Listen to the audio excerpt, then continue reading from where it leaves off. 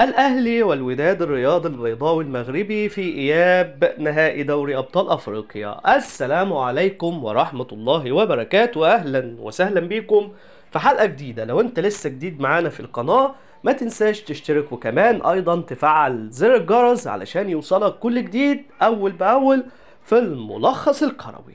انتهت مباراة الذهاب بفوز الأهلي بهدفين مقابل هدف. الهدف الأول أحرزه بيرسيتاو براسية، والهدف الثاني أحرزه أيضا محمود عبد المنعم كهربا. بعد ذلك أحرز الوداد هدف تقليص الفارق لتنتهي المباراة بفوز الأهلي 2-1.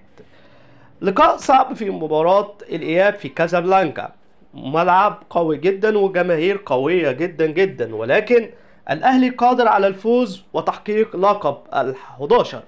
طبعا بكل تأكيد جماهير الأهلي بتترقب هذه المباراة. اولا المباراة ان شاء الله باذن الله ستقام يوم الاحد القادم 11/6 طبعا على استاد في مدينة كازابلانكا في المغرب، وان شاء الله ستقام الساعة 10 مساء بتوقيت القاهرة على قنوات BN سبورتس الرياضية الناقل الحصري للمباراة ان شاء الله تعالى. وكمان هنزعلها لكم هنا ان شاء الله على قناتكم ملخص اون ايضا لايف. بكل تأكيد الأهلي إن شاء الله إذا حقق أي نتيجة بالفوز طبعا الأهلي سيحرز البطولة.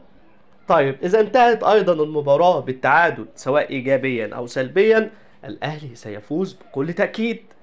أما إذا خسر الأهلي بهدف نظيف سيفوز الوداد البيضاوي المغربي بالبطولة. أما إذا فاز الوداد الرياضي البيضاوي المغربي بهدفين مقابل هدف هنروح طبعا لوقت اضافي، وبعد ذلك هنروح لضربات الترجيح.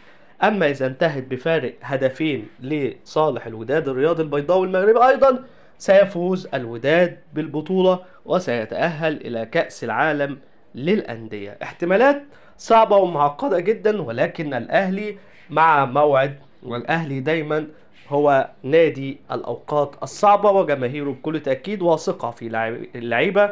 وكمان احنا هنا كمان واثقين في كولر، واثقين في الإدارة الفنية للأهلي، وإن شاء الله الأهلي سيحقق اللقب ال11 للبطولة.